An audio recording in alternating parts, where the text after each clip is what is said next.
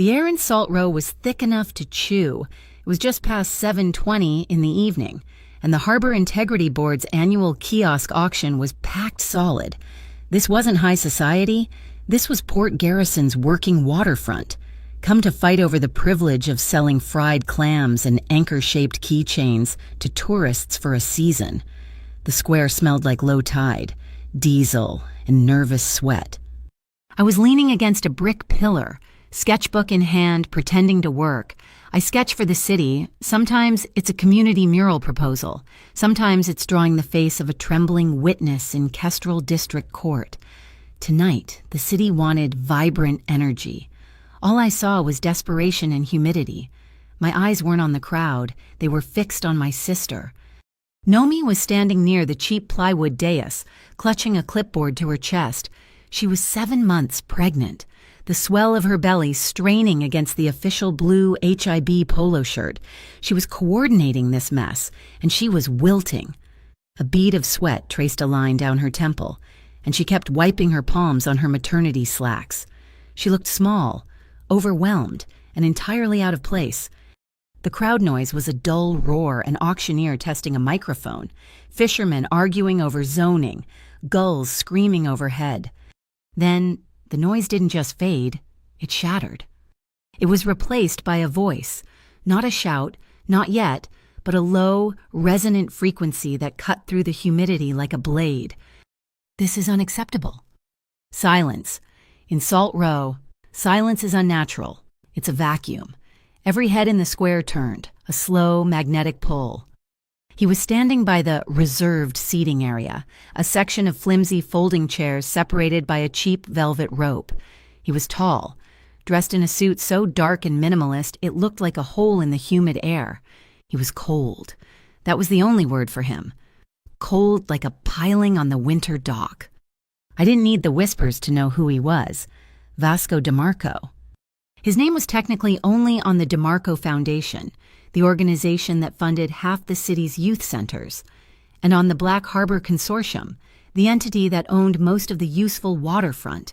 But in Port Garrison, his name was really whispered in relation to the Monarch Circle, the shadow government that decided which way the tide really turned. He was looking at a small, laminated seating chart in his hand, then at the empty chair, then directly at my sister, who was the nearest person wearing an HIB logo. "I was told my representative's seat was here," he said, his voice dangerously level. "It is not—" Nomi flinched. She swallowed, clutching her clipboard tighter. "Sir, I can check the main list. Sometimes the placards get moved." "This placard," DeMarco said, tapping the card in his hand, "was confirmed. I'm sure it's just a simple mistake, sir. If you'll just—" "This," he said, and now his voice did rise, a controlled detonation that silenced the gulls, "is not a simple mistake. This is incompetence." Nomi flinched again, a full body recoil, and a small, hitched sound escaped her. A half gasp, half sob. That was the sound that lit the fuse. I don't remember thinking, I remember moving. I pushed off the pillar, my sketchbook dropping into my bag.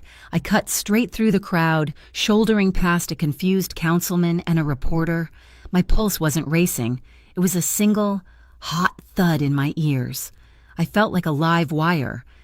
I planted myself directly between the mountain in the suit and my 7 months pregnant sister.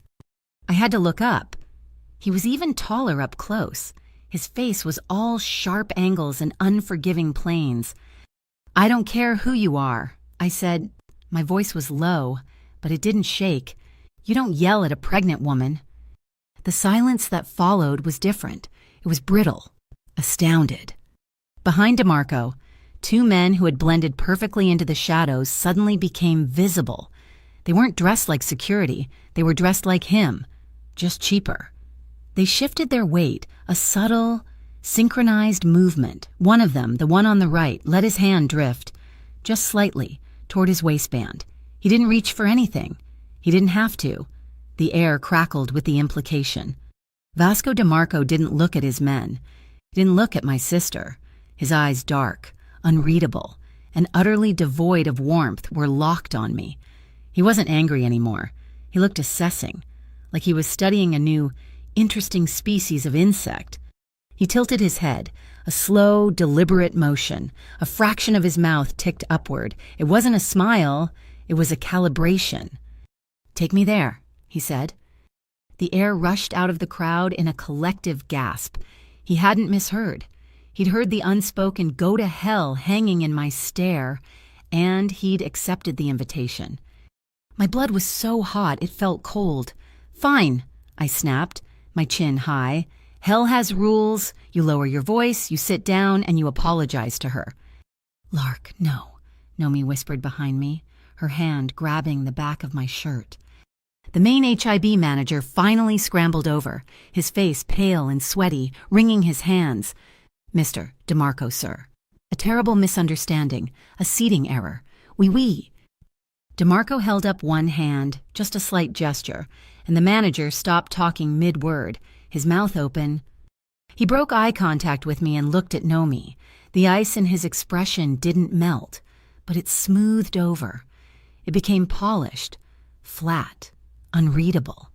"My apologies, Miss Navarro," he said. The voice was smooth, too smooth. The confusion was mine. I mistook efficiency for error. He reached into the inner pocket of his jacket and produced a card. It wasn't a business card. It was thick, heavy stock, the color of charcoal, with nothing on it but a single, embossed logo I didn't recognize. He didn't hand it to her. He placed it gently on the podium, next to her trembling hand, a quiet promise, a private line. He was watching me as he did it, not her. He knew who the real audience was. I looked at the card. I looked at Nomi, who was staring at it like it was a coiled snake. I looked back at him.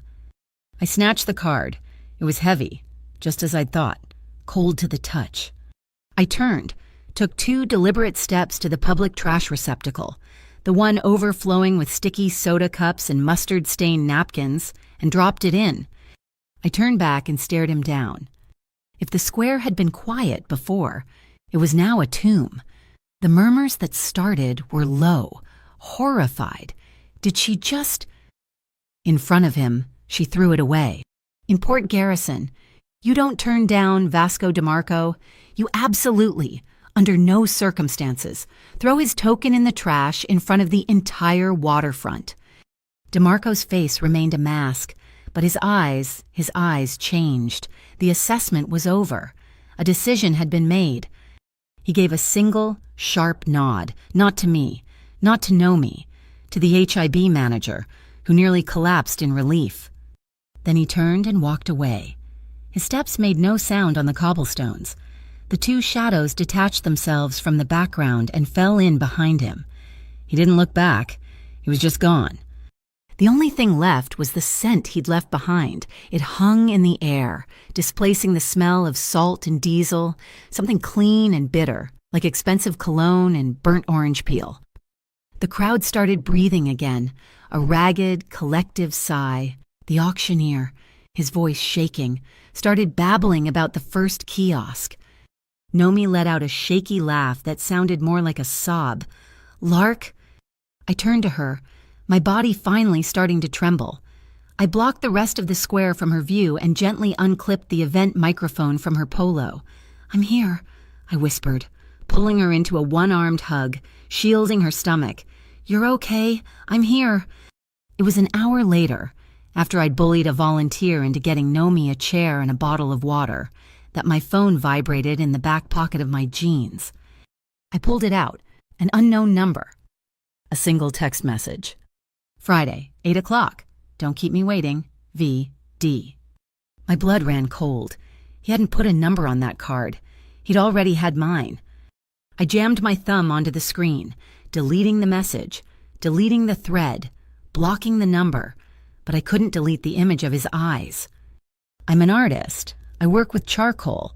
I know how it smears, how it stains, how it sticks in the grain of the paper long after you've brushed the excess away.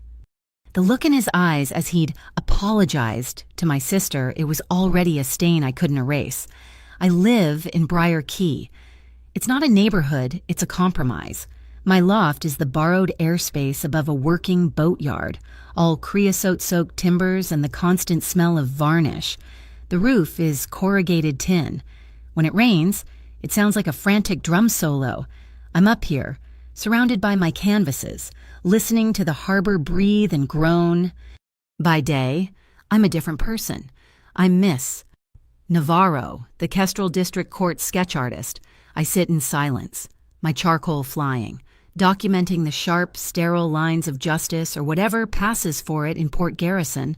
My job is to capture the truth in people's faces, the tremor in a witness's lip, the defiant tilt of a defendant's chin.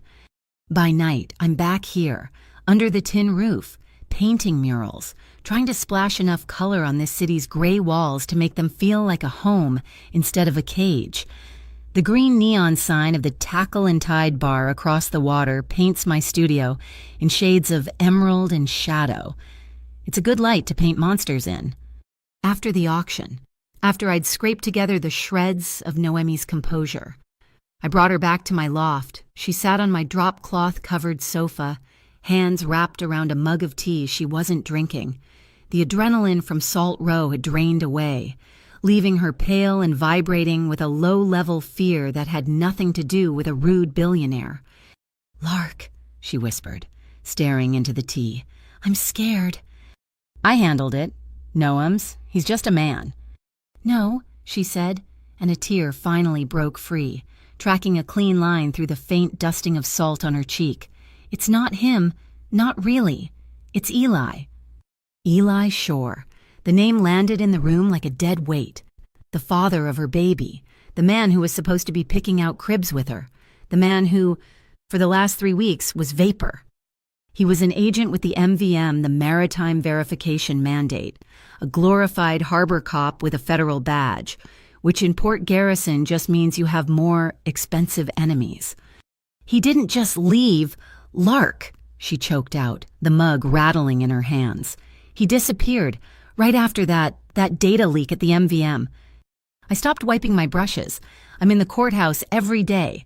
I hear things." The whispers had been getting louder. The MVM was leaking like a rusty bulkhead, and the Monarch Circle Vasco DeMarco's organization had just lost a very significant, very expensive set of containers. They'd vanished right off Pier 13, a magic trick in broad daylight. The official word was logistical error.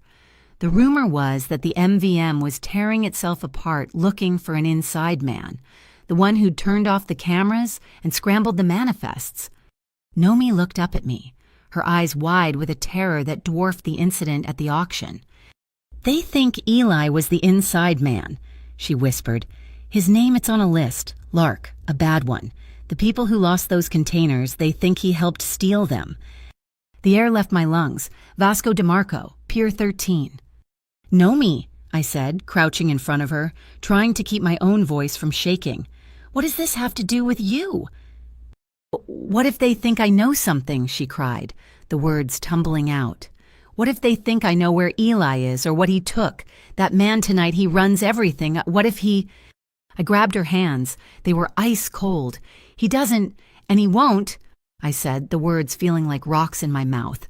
"No one touches you. I don't care who he is. No one—" It was the same promise I'd made in the square, but this time it felt heavier. This time, I knew I was lying. I couldn't protect her from him. The next day was Tuesday. I was trying to sketch a new mural proposal, Kids from the Key reaching for a stylized sun, but my hand kept drawing sharp, angular shadows. A delivery guy buzzed up to the loft, looking lost. "Lark Navarro." It was an orchid, a single, perfect, white phalaenopsis in a minimalist slate vase. It was impossibly beautiful and completely sterile. There was no card. On Wednesday, it was dahlias, a huge, exploding bouquet of them, the color of a deep bruise, almost black. Again, no card.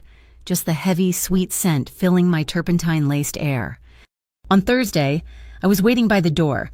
The delivery guy flinched when I opened it. This time, it was a cluster of black wax flowers. They looked like polished obsidian, cold and unreal. This time, there was a card, the same heavy, charcoal gray stock from the auction. It wasn't a note. It was a taunt. 3 words in precise, sharp handwriting. You dropped this. He was mocking me for throwing his other card in the trash. I threw the flowers, vase and all, into the industrial dumpster behind the boatyard. Friday came. I had ignored the 8 o'clock text from 2 nights ago. I was at the Driftglass Community Center, staring at a 30-foot stretch of peeling paint that I'd promised the neighborhood kids I'd turn into an ocean scene. My budget was $0. My grant application to the City Arts Council had been pending review for 6 months. My phone buzzed, an email, not a text, from the DeMarco Foundation. RE Project Briar Key Rising Mural. Miss Navarro, your grant application has been reviewed and approved. Full funding has been allocated. The materials budget has been transferred. I stared. I didn't apply to his foundation. I applied to the city. I logged into the community center's bare-bones bank account. My heart stopped. The pending review grant hadn't just been approved. The amount wasn't the $3,000 I'd asked for. It was $20,000, a number with 4 zeros. It was already there. Cleared. He hadn't just opened a door. He'd bought the hallway. My hands were shaking. I pulled up the text I'd deleted. The number was still in my blocked list. I unblocked it and hit call. He answered on the first ring. Not a hello. Just silence. Waiting for me. Stop it, I said, my voice tight. Stop what? That voice. That low, resonant rumble. Over the phone. It was worse. It was intimate. I could practically smell that bitter orange cologne. The flowers, the money. You can't buy me. You can't buy my silence for how you treated my sister. There was a pause. The money, he said, and his tone was almost gentle, which only made me angrier, is not a bribe. It's an investment. I don't want your investment. It's an investment, Mao, he repeated. In the place where you're human, you paint walls, you build things. I respect that. The flowers were an apology. An apology, I scoffed. The orchids were for my behavior. The dahlias were for yours. You shouldn't have thrown the card away. It was rude. I was speechless. And the black ones. Those, he said, a subtle shift in his tone, were because I liked the way you looked when you were angry.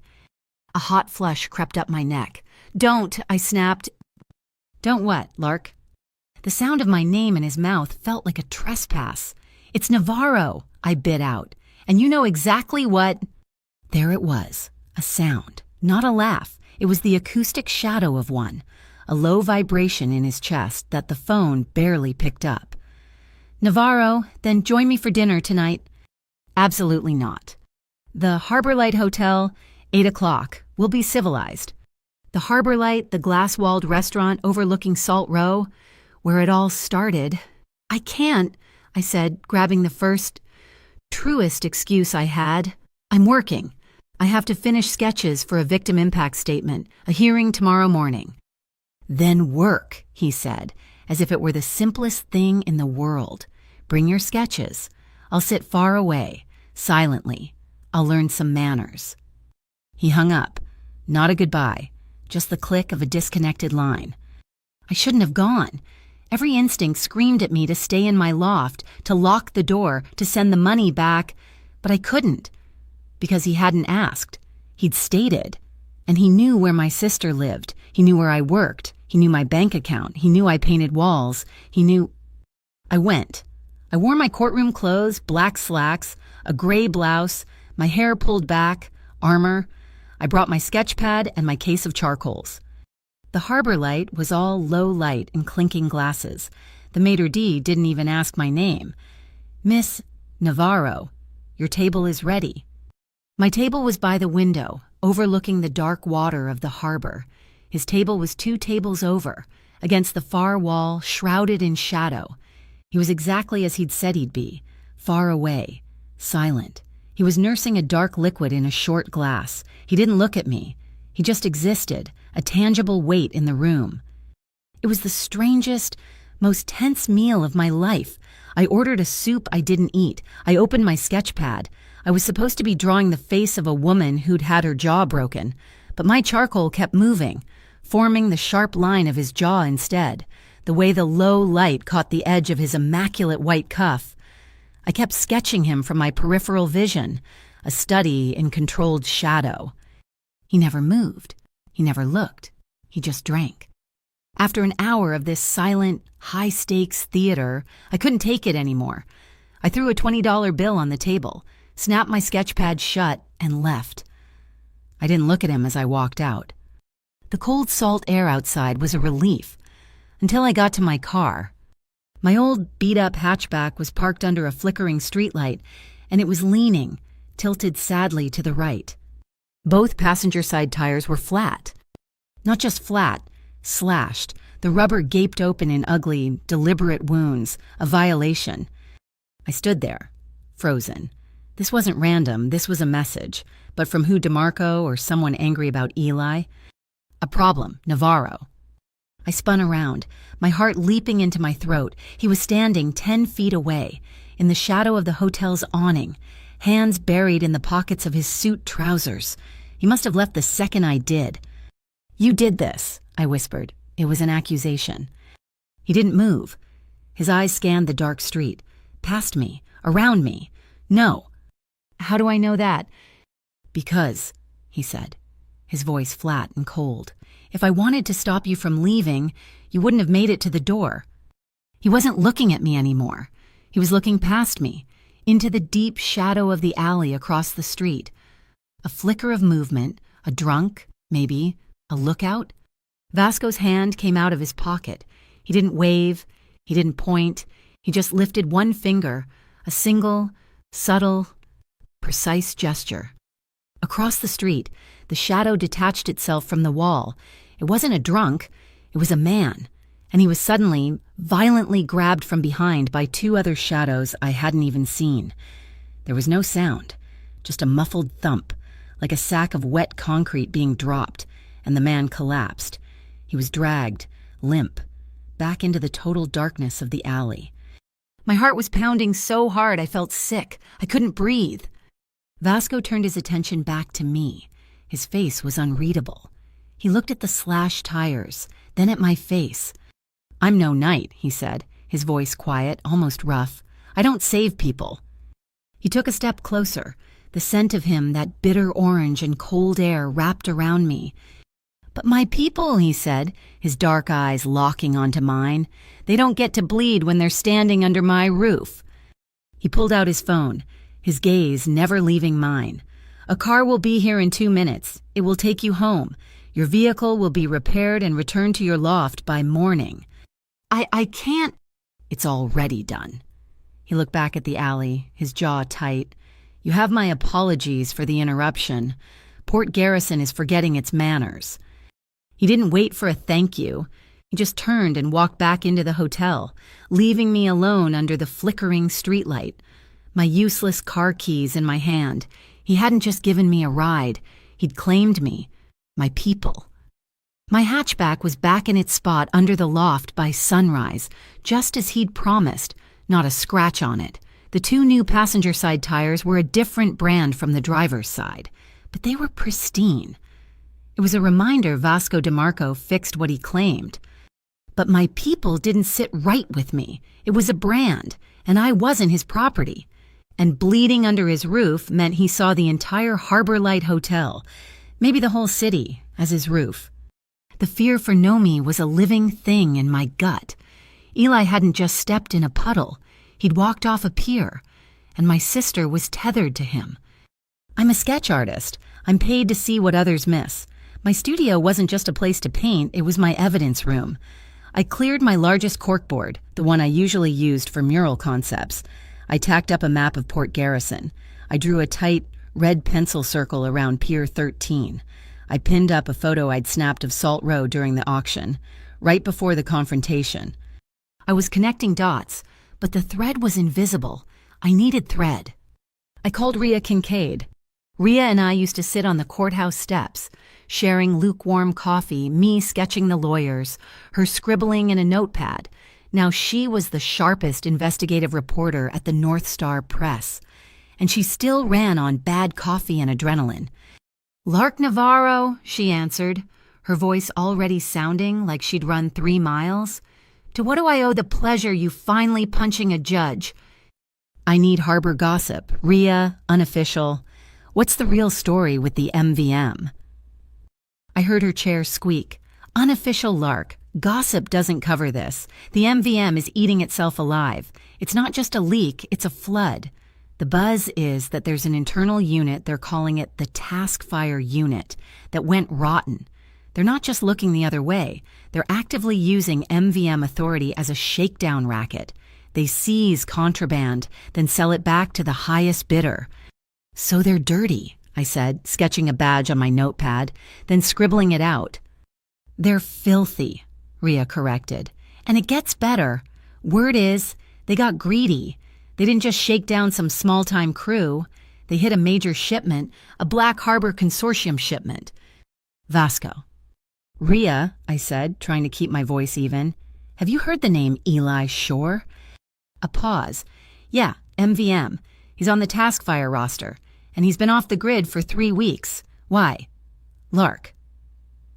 He's the father of Nomi's baby. The silence on her end was heavy. Oh, Lark, help. Okay, be careful. This isn't just about stolen cargo. This is about dirty feds and the Monarch Circle. That's not a fight, that's a tidal wave. I know, thanks, Rhea. I hung up, my stomach churning. If Eli was part of the corrupt MVM unit. My laptop pinged, an email. It wasn't from Rhea. The sender was an anonymous encrypted address. The subject line was just a single period. Attached was a video file. My hand was shaking as I clicked it. The footage was grainy, time-stamped 3 a.m, 2 days before Eli disappeared. It was filmed from a distance, probably a crane. It showed a desolate corner of the container yard. I recognized Eli instantly, even in the watery night vision green. He looked frantic, pacing. He was meeting someone. A figure emerged from the shadows between 2 stacks of containers. This person was broader than Eli, moving with a swagger. The figure handed Eli a thick envelope. Eli took it, but he was shaking his head, arguing. The camera zoomed in. It was shaky, but it focused on the second man's hand as it gestured angrily. On his left pinky was a ring. It was heavy, silver, catching the dim light. The carving was unmistakable. A bird of prey, a falcon. I knew that ring. I'd sketched it 6 months ago in Kestrel Court. It was the signet of the Arclight crew. The Arclight crew weren't just rivals to Vasco's Monarch Circle. They were the plague, where Vasco used influence and cold, hard business. Arclight used chaos. They were the ones who dealt in the shadows, in the things that screamed. My blood ran cold. Eli wasn't just a dirty MVM agent. He was a dirty MVM agent taking money from Vasco DeMarco's mortal enemies. My laptop pinged again. Same anonymous sender. This one was just text. Don't pull Nomi into this. Tell Vasco to watch his back. I stared at the screen, the pieces clicking into place like the tumblers of a lock. Tell Vasco to watch his back. Eli wasn't just missing. He wasn't just dirty. He was trapped. He was a man drowning between 2 warring ships, the corrupt MVM unit he worked for and the Arclight crew they were probably double-crossing. And he was trying to warn Vasco. My phone vibrated on the table. The number. The one I'd blocked, which had somehow reappeared. St. Meridian, noon. It wasn't a request. St. Meridian wasn't a church anymore. It had been gutted by a fire a decade ago, a hollowed-out stone skeleton. Until 6 months ago, when the DeMarco Foundation had generously donated funds to have it stabilized and turned into a community arts center. My arts center, the one my $20,000 mural grant was for. It was neutral ground, but the deed was his.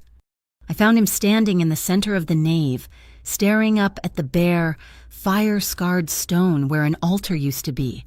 The air smelled like old incense, plaster dust, and him, that sharp, bitter orange. You wanted to see me. He turned. His presence seemed to suck the light out of the cavernous space. You received a warning. It wasn't a question. He knew. Of course he knew. I received a warning for you, I corrected, crossing my arms.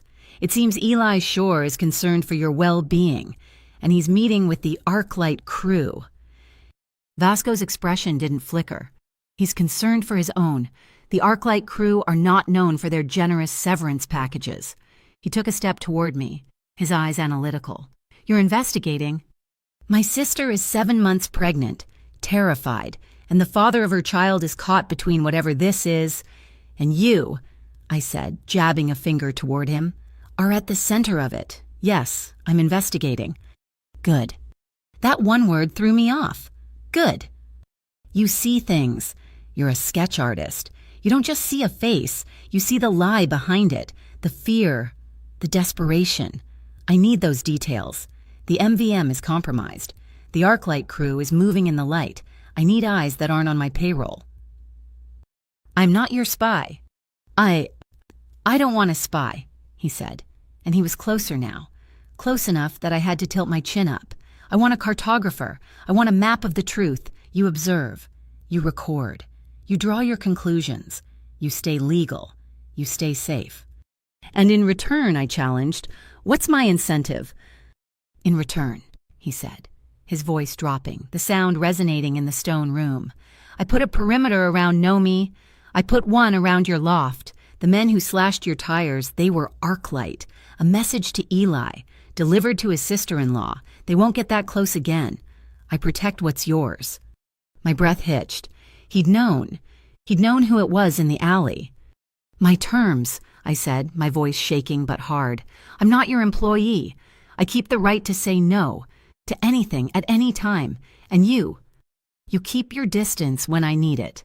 No more flowers, no more cryptic grants. We are not allies. We are two parties with a mutual interest in my sister's safety. He watched me for a long moment as if deciding, boundaries, he said, nodding slowly. Boundaries are how both sides survive. Agreed. Then if we're mapping the truth, I need the real coordinates. I pressed, Pier 13. It wasn't just containers. What did they take from you? His eyes hardened, the warmth of a glacier. The manifest said medical equipment, 3 containers, a legitimate shipment from my consortium. He paused, the air growing colder. The manifest was a lie. The medical equipment was a cover, padding for the real cargo. Which was maritime tracking chips, next generation, untraceable by conventional scanners. They allow the user to create ghost ships on any radar or make real ships disappear entirely. I felt the blood drain from my face. I'd grown up on the harbor. I knew what that meant. To blind the port. To blind the port, he confirmed, his voice chillingly flat. The Arclight crew isn't interested in medical supplies. They're interested in cargo that doesn't want to be tracked, cargo that doesn't go on a manifest. My mind flashed to the mural I was supposed to paint on these walls. Kids. Hope. They want to use our water to traffic people. Among other things, he said, if those chips go active, Port Garrison becomes a dark spot on the map, a black hole where anything and anyone can be moved without a trace. I swallowed, the dusty air thick in my throat. This was so much bigger than Eli. Okay, we have an agreement, but I'm not indebted to you. This isn't a debt. No, he agreed. Debts are messy. This is a transaction, a covenant. He held up 3 fingers, just slightly. We'll do it by the old harbor code. 3 saves, 3 truths. I frowned. What? It's simple. We're not allies, as you said, but we're in the same storm. If I have to pull you from the water, if I save your life, or your sister's, you owe me one truth, an honest answer to one question. No evasions, no lies. And if I save you, I challenged, the idea almost laughable. That ghost of a smile touched his lips, the one that never reached his eyes. Then I owe you the truth. 3 saves, 3 truths. It keeps the scales balanced. It ensures this is a partnership, not ownership. It was insane. It was a fairy tale rule for a nightmare world, but it was structured. It gave me leverage. It wasn't submission, it was a contract. All right, I said. 3 saves, 3 truths. He held out his hand, not in a friendly gesture. It was a seal. I looked at his long, strong fingers, the clean, trimmed nails. This was the hand that had silenced a square, the hand that had gestured a man into oblivion. I put my hand in his. His skin was warm, not cold as I'd expected, dry. His grip was firm, enveloping mine completely, and the second our palms touched, it happened, a jolt. Not a metaphor, a literal, sharp static shock that snapped from his skin to mine. It ran straight up my arm, a zip of heat that detonated in my chest. I inhaled sharply, pulling my hand back as if I'd touched a live wire. He must have felt it too. His eyes had widened, just a fraction, and he looked down at his own hand, then back at me. The air between us was suddenly thick, vibrating. "Boundaries," I said, my voice huskier than I wanted. Vasco DeMarco stared at my hand, then at my face, the echo of that jolt still hanging in the empty church. Boundaries. He agreed. Vasco DeMarco kept his word. That was the first unsettling truth I had to accept. 2 days after our handshake in the hollowed-out church, Nomi was no longer in her cramped, ground-floor apartment by the bus depot. He moved her, not to a steel tower, not to a penthouse, but to a quiet, unassuming brick building in Kestrel Heights. It was a residence called Women of the Wharf, a discreet recovery and transitional home for the wives and children of harbor workers who'd met trouble. It was clean, secure, and had a community garden. It was also funded, entirely and quietly, by the DeMarco Foundation. He hadn't put her in a fortress. He put her in a sanctuary. My role as cartographer began immediately. It meant I was now, bizarrely, part of his orbit. I was the observer, the shadow he permitted. I followed him to a meeting of the Maritime Trade Council, sitting in the back row with my sketchbook. Pretending to be a student, it was aggressively boring. They spent an hour, a full 60 minutes, arguing about new anchoring tariffs. But Vasco was hypnotic. He didn't lounge. He didn't intimidate. He sat perfectly still, listening. When he finally spoke, his voice cut through the bureaucratic droning. "The proposed tax on cold ironing," he said, "disproportionately affects independent haulers. You are calculating the control tax based on gross tonnage, not time at dock. That is an error. It needs to be revised." He knew the laws, not just the spirit of them, but the precise, weaponized fine print. He wasn't a gangster, he was a goddamn lawyer with a city in his pocket. The strangest moment came afterward. He'd just finished calmly dismantling a councilman's proposal, leaving the man sputtering. Then, as we were leaving, he stopped by the security desk. The gatekeeper was an old man, maybe 75, with a face like a worn-out boot. "How's the new hip, Sal?" Vasco asked, his voice softer than I'd ever heard it. It's stiff in the rain, Mr. DeMarco, but the foundation," Sal flushed. "My wife. She said to thank you for the physical therapy coverage." Vasco just nodded, placing a hand on the old man's shoulder. "You held this gate for 40 years. Sal, the harbor owes you more than that." He was a man who regretted wasted time. Not apologies. He'd eviscerated the councilman, but he bowed his head to the gatekeeper. The contradiction was making my head spin. The next afternoon, I was in my loft, fighting with a 30-foot canvas, trying to make the gray Port Garrison sky look like hope instead of smog. The rain was pounding on the tin roof, a frantic, jazzy rhythm. I didn't hear the door. I didn't hear his steps. I just felt the air change. I turned. He was gone. But on my workbench, next to a jar of filthy turpentine, was a large paper cup of coffee. Steam was still rising from the lid. I picked it up. Scrawled on the side of the cup in a sharp, black script was a note. "Don't let the cobalt blue dry in the rinse cup. It stains." My heart did a stupid, frantic kick flip. I looked at my rinse cup. It was, in fact, stained a deep, permanent cobalt blue. He hadn't just dropped off coffee. He'd watched me. He saw me. He'd seen my lazy habits, the details of my work, and hadn't judged. He'd just observed. I drank the coffee. It was perfect. The jazz of the rain turned into a low, menacing bass line that evening. The fragile peace shattered. I was cleaning my brushes, the neon from the Tackle and Tide painting, my floor green. When I saw it, a car, a dark sedan, no lights, parked across the quay. It wasn't just parked, it was waiting. My breath caught. Arc light. My first instinct was to call Vasco. No, I was the cartographer. I was the eyes. I grabbed my phone and hit the number for the local pizza joint. I stepped out onto my narrow metal balcony, making my voice loud, artificially cheerful. Yeah, hi, I need a large pepperoni. What, no, it's Navarro, N-A-V, huh? While I pretended to argue about the address, I held my phone steady, angling it down at the car. I zoomed in. The driver was a silhouette. The car was nondescript, but the streetlight caught the license plate. I finished the fake order, went inside, and locked my deadbolt. I pulled up the photo. It was blurry, but the plate was readable. I ran it through a public reverse lookup. As I expected, plate not found, stolen, fake, But the camera had caught something else. On the dashboard, just visible through the glass, was a small, black object. I zoomed until the pixels screamed.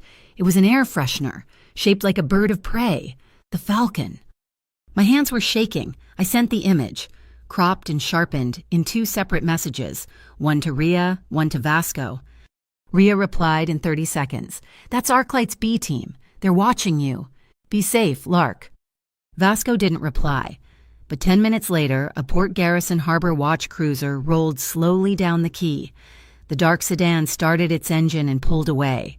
Not speeding, just disappearing. He hadn't sent a reply. He'd sent a response. Our lessons started that night. It was part of the truth map, he'd said. I needed to understand his world. We were at a quiet bar downtown, one I'd never been to. We sat in a back booth. This is a lesson in language, he said, nursing his dark, neat liquor. Look at that table. He indicated a group of 4 men in suits. Who is in charge? The one at the head of the table, I said. The one talking. No, Vasco said. The one talking is the wall. He's noise. The man in charge is the one on the end, with his back to that wall, facing the door. He hasn't spoken. He's the only one not drinking. He controls the exit. The man next to him, see how he pays. He holds the wallet. He's second. The wall is third. The 4th man, the one checking his phone, he's wallpaper. He's irrelevant. I watched. He was right. The man facing the door made a small, 2-fingered gesture. The wallet paid the check. The wall stopped talking. The wallpaper scrambled to keep up. My world was lines and colors. His was gravity and power. I traded him my own lesson. He came back to the loft, this time with the rain. He stood in front of my unfinished mural, his hands clasped behind his back. It's bright, nah, he said. It's supposed to be.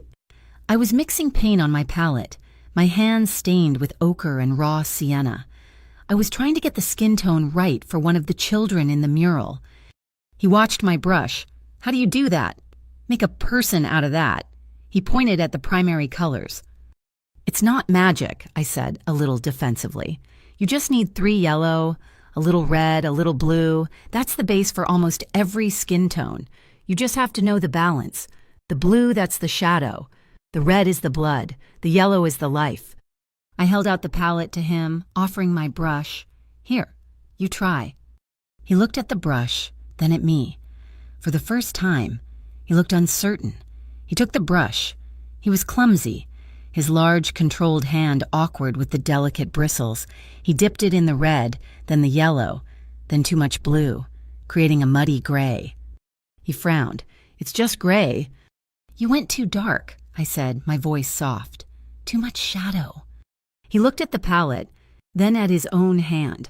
I was born in monochrome, Navarro, he murmured, a startling, vulnerable admission. I don't see the shades in between. I put my hand over his, guiding the brush. Then I'll teach you. That night, I dreamed of my mother. She was standing in my loft, but it was clean and sunlight was pouring in. She was holding out a single charcoal pencil to me, smiling. The ring of my phone sliced the dream in half. I woke up, my heart jammed in my throat. The loft was pitch black, 3:15 in the morning. I fumbled for the phone. Vasco? I answered. What? Someone's at Nomi's door. His voice wasn't calm. It was a low, controlled growl, the alarm system he'd talked about. I was out of bed, pulling on jeans in the dark before he finished the sentence. "I'm coming!" I'm already downstairs. I flew down the steps, not bothering to lock my loft, his car, a dark, silent sedan that probably cost more than my building, was idling at the curb. I jumped in. We didn't speak. The drive to Kestrel Heights took 4 minutes. The city was a blur of dead traffic lights and fog. We moved up the stairs of the residence, silent. Vasco was in front of me. At the top of the landing, he stopped. He put one arm out, flat, blocking me.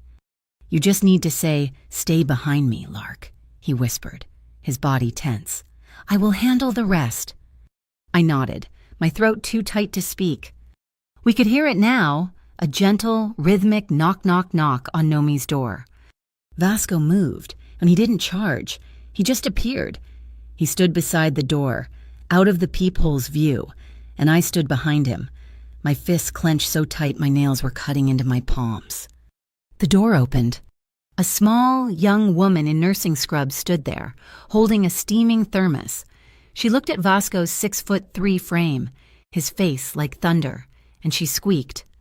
Nomi appeared behind her, tying a bathrobe. "Lark, mister. DeMarco, what?" The young woman held up the thermos, trembling. I'm Jun, the night volunteer. I brought Nomi some hot ginger soup. For the swelling in her ankles, I didn't want to wake her, but..." The tension didn't just break, it evaporated, leaving us all feeling foolish and weak-kneed. Nomi, seeing the look on my face, and let out a shaky, half-hysterical laugh. "Oh my God, you thought..."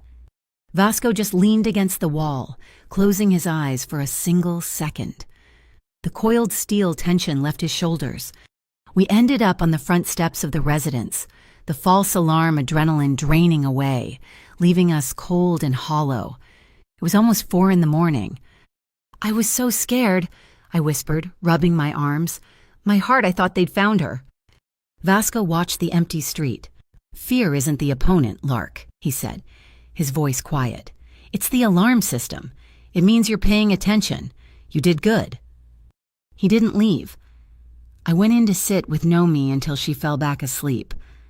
When I came out, he was still there.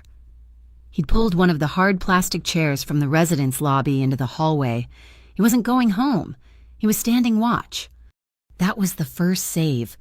He was keeping his word. He was protecting her. I didn't leave. I went back to the lobby, found a stray piece of copy paper and the pencil I always keep in my pocket. I sat where he couldn't see me, and I drew. At dawn, I found him. He'd finally drifted into a state of rest, his head tilted back against the bland, beige-painted wall, his suit jacket wrinkled for the first time. His face, stripped of its control by exhaustion, looked younger and infinitely more human. He looked lonely. I didn't wake him. I left the sketch on the chair beside him. It was a drawing of him, asleep in the chair, the guard at his post. At the bottom of the paper, I paid my debt, the first truth. "I trust you. My first truth. I trust you." Felt warm for about 12 hours. Then Arclight set the harbor on fire, not with gasoline, but with bandwidth. It dropped on a Tuesday morning, a grainy, night vision video clip, just like the one Eli had sent me. But this one was professionally edited. It showed men, their faces blurred, being led in single file up the gangplank of a container ship. The audio was muffled, just the sound of water and low, urgent voices. And standing on the deck, hands clasped behind his back, watching the procession, was Vasco DeMarco.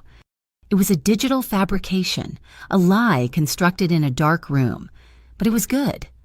The way the light hit the angle of his jaw, the way his suit jacket moved in the wind, it was just plausible enough.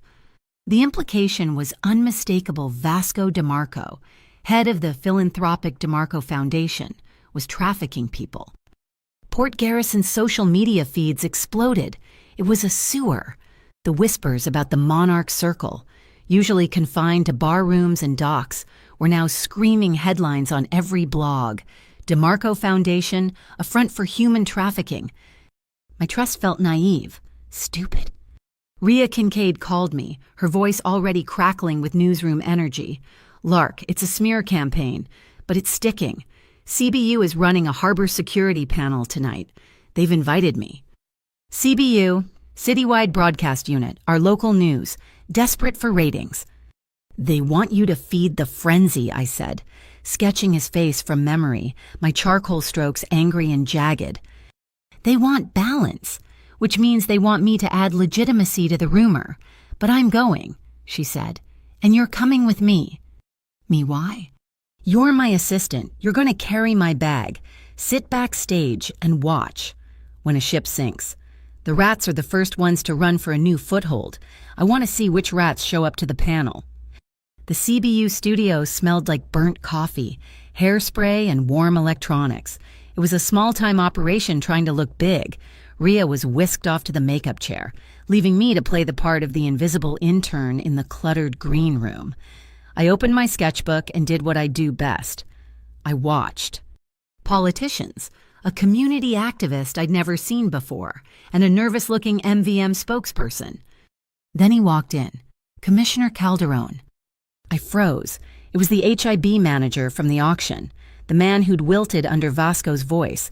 He wasn't in his HIB polo tonight. He was wearing an ill-fitting suit, dabbing his bald head with a handkerchief. He looked terrified. He kept checking his phone, pacing into a dark alcove by the vending machines to take a call. I drifted after him, pretending to look for a bottle of water. I stayed in the shadow, my senses screaming. "No, I told them. It's too public," Calderon whispered into his phone, his voice shaking. Rune insisted. He said the video was just the appetizer. My blood went cold. "Rune? Jax Rune, the head of the Arclight crew." "Yes, he'll be there," Calderon hissed. "Tonight, Gray Anchorage, the old shipping warehouse. Just make sure the reception is ready when DeMarco shows." Gray Anchorage, HIB, Arclight, a reception. It wasn't a meeting. It was a frame. They were using the video to smoke Vasco out, and Calderon, the Harbor Integrity Board, was setting the trap. My fingers flew across my phone. My message to Vasco, Blunt, and Fast CBU. "Calderon is on the phone. He's with Arclight. They are setting a trap for you tonight at Gray Anchorage. A reception. Don't go." His reply was instantaneous. "Car is outside." I slipped out of the studio, leaving Rhea to her fight. The black sedan was waiting. I got in. The air inside was cold. "He'll have men there," Vasco said, his voice perfectly level. He wasn't asking. He was staring straight ahead as we moved through the city. "You're not listening," I said, my voice tight with panic. "You can't go. Calderon is HIB. He's working with Arclight. They're luring you. They want you to show up." "Of course they do. So you're not going?"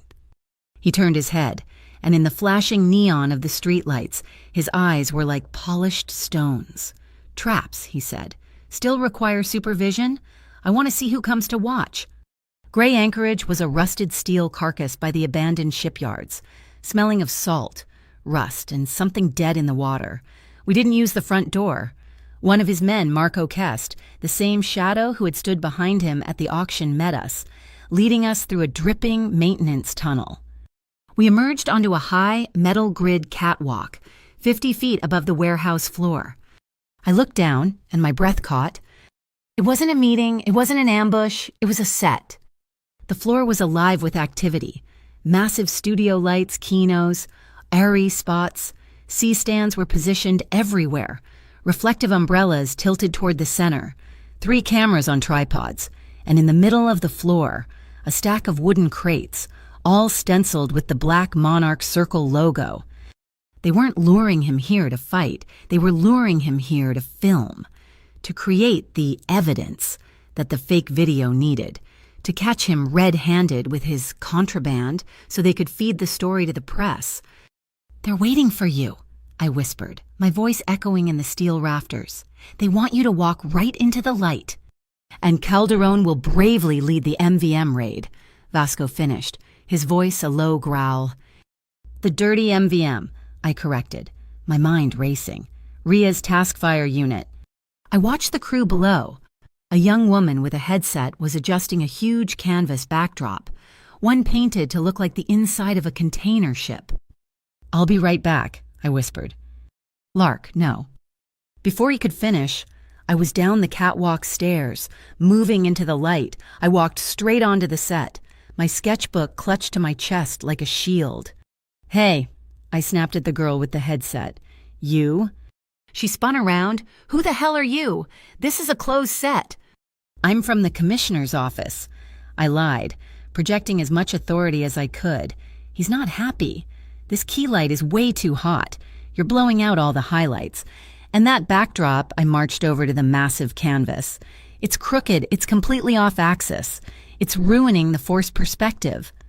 "It's tilted," I said. "At least 12 degrees. It looks fake. It looks like a high school play." Before she could argue, I grabbed the heavy wooden frame and shoved with all my weight. The entire backdrop shifted, lurching. The painted lines of the ship's hold now visibly, comically crooked. "There," I panted. "Now at least the lines are dynamic."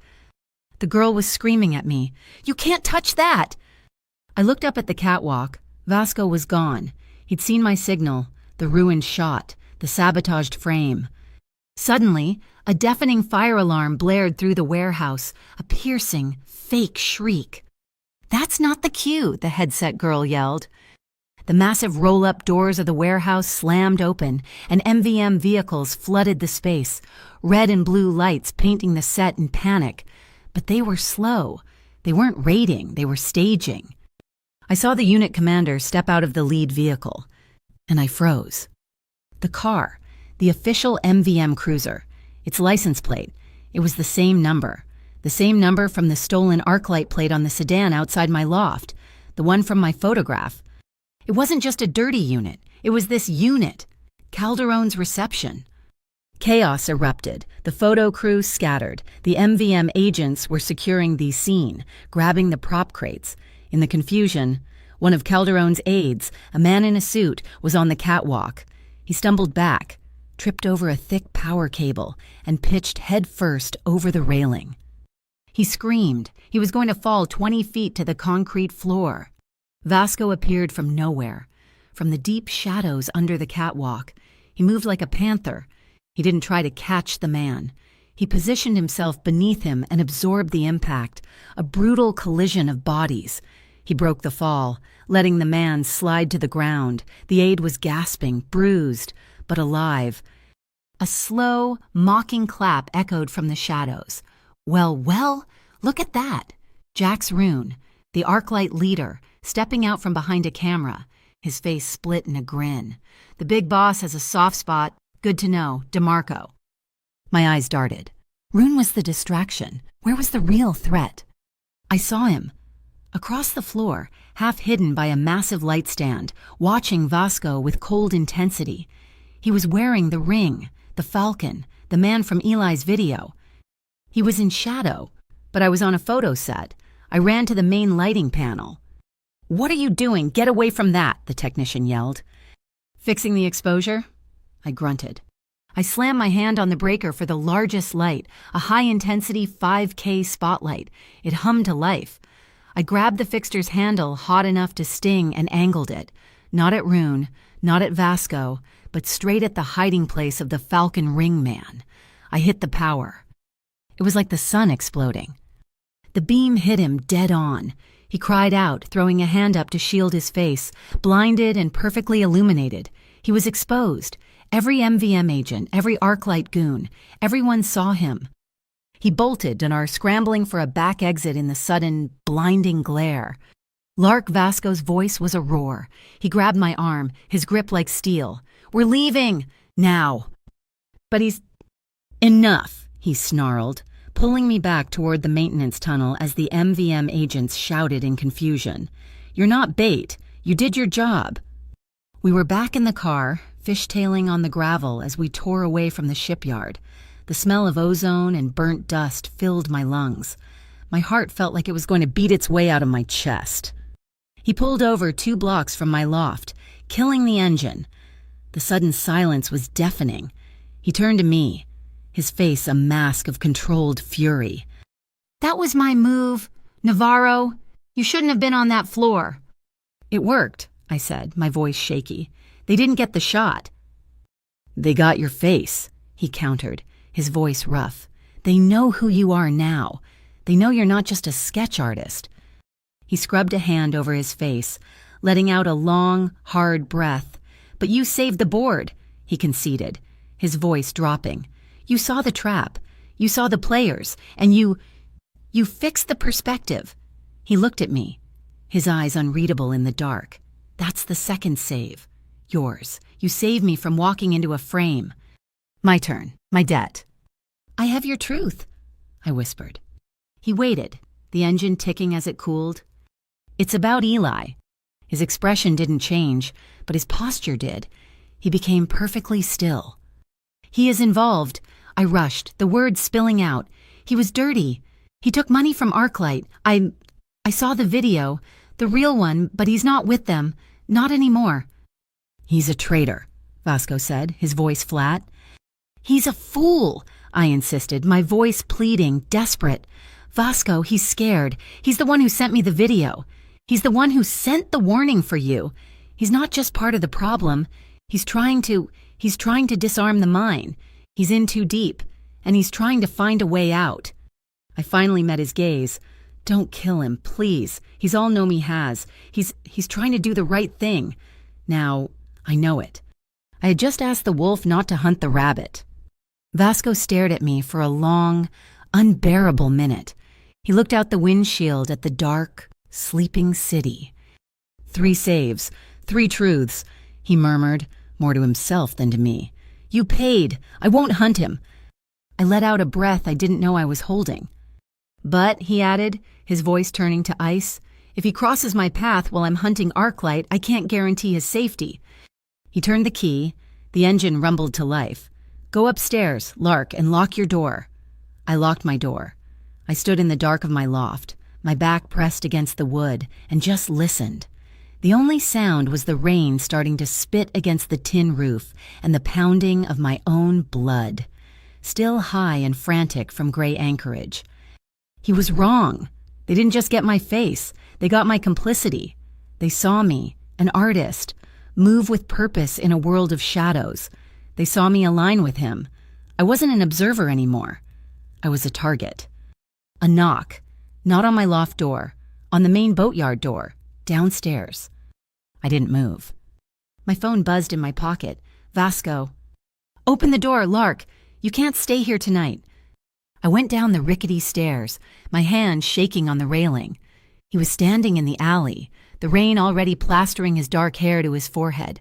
He wasn't wearing his suit jacket, just the white shirt and the dark trousers. He looked less like a kingpin and more like a storm. "I'm not going to Nomi's," I said immediately. "I can't. I won't bring this to her door." "I know," he said, his voice flat. "She's secure. You're coming with me." He didn't offer a choice. He didn't need to. I grabbed my bag, the one with my charcoal and sketchbook, and didn't even bother to turn off the lights. I just locked the door and followed him into the rain. His car was different from the sedans. This was a low, dark, anonymous coupe that seemed to drink the light. The drive was silent. We didn't go to the harbor light. We went to Eider Tower. I'd sketched Eider Tower for the City Planning Commission. It was a ghost building, a 30-story monument to speculative real estate, all dark glass and black steel, with a 90% vacancy rate. The lobby was a marble canyon, silent and cold. The DeMarco Foundation had a name on the directory, but it was just a name. We didn't see a doorman. We didn't see a guard. He used a key card in the elevator, then a code. Then he pressed his thumb to a scanner. The elevator moved, fast and silent, with no number to indicate the floor. The doors opened directly into the sky. The penthouse was less an apartment and more a climate-controlled atmosphere. The walls were glass, 360 degrees, overlooking the entire harbor. The lights of Port Garrison were spread out below us like a handful of scattered jewels. My loft, with its tin roof and turpentine smell, felt like a different planet. He walked to a panel on the wall. The elevator is biometric. No one comes up here unless I bring them. He gestured to the vast open-plan living room, furnished with minimalist black leather and chrome. There are security cameras in the main living area and the entryway. He led me toward a heavy oak door, but not in here. He pushed it open. The bedroom was the size of my entire loft, more glass, overlooking the black, rain-swept ocean, a bed large enough to get lost in. There are no cameras in the private quarters. None in this room, he said, his voice quiet, resonating in the huge space. He turned to me, his dark eyes searching mine. This is a fortress. Lark, not a cage. In here, you control the space. I nodded, clutching the strap of my bag. I felt small. I felt displaced. He watched me for a moment, then reached into the pocket of his trousers. He pulled out something small, holding it in his palm.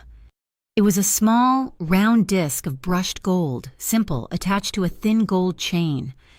I won't lie to you, it's a location beacon, he said, his voice low. It's for emergencies. If you're in trouble, if I can't find you, I won't activate it without your permission. It's your choice. But after tonight, I am asking you to wear it. He wasn't forcing me. This wasn't a command, it was a plea, disguised as a request. This was the monochrome man, terrified of losing the one person who could see the shades. I looked at the gold disc, glinting in the low light. This was it. This was the covenant of 3 truths made real. It was a leash. It was a lifeline. I put my bag down. I didn't reach for it. Instead, I just lifted my hair off my neck. His breath hitched, just slightly. He stepped closer. His fingers, warm and calloused, brushed the skin of my neck as he brought the chain around. He was slow, his touch hesitant. He fumbled with the clasp. "I'll do it," I whispered. I took the chain from his hands, my fingers brushing his. That same jolt, that snap of static electricity, made my hand flinch. I turned away, facing the glass wall, and fastened the clasp. The small disc was heavy and instantly warm against my skin. I tucked it under my blouse. I turned back to him. My eyes never left his. I had made my choice. The air in the room was too thin. The silence was too loud. "Come," he said, breaking the spell. "You look cold." He led me to the kitchen, another temple of steel and black marble. He didn't ask what I wanted. He just moved with purpose. He heated milk in a small pot. He shaved dark chocolate into it. He took a single orange and, with a small, sharp knife, pared off a long, perfect spiral of the peel. The smell filled the kitchen, bitter orange and warm cacao. He handed me the mug. It was heavy and warm. Our fingers brushed, and this time, neither of us pulled away. "At the warehouse," he said, his voice barely audible over the sound of the rain against the glass. "When I pulled you, did he, or any of his men, hurt you?" "No," I whispered. "I'm fine." "You're shaking," he said. He didn't reach for me. He just gestured, a small, controlled movement toward my arm. "Let me see." I looked down. Where he'd grabbed me, a faint, reddish mark was starting to form, a handprint. "Vasco." "May I?" he asked. His voice was a raw plea. This was the bell he was offering me, the right to say no. I set the mug down on the marble counter and nodded. He stepped closer, into my space. He didn't just grab my arm. He was excruciatingly gentle. He put one hand under my elbow, supporting it. With the fingers of his other hand, he lightly, so lightly, traced the outline of the bruise he'd left. His touch was electric. It wasn't about pain. It was about possession, an apology, a claim.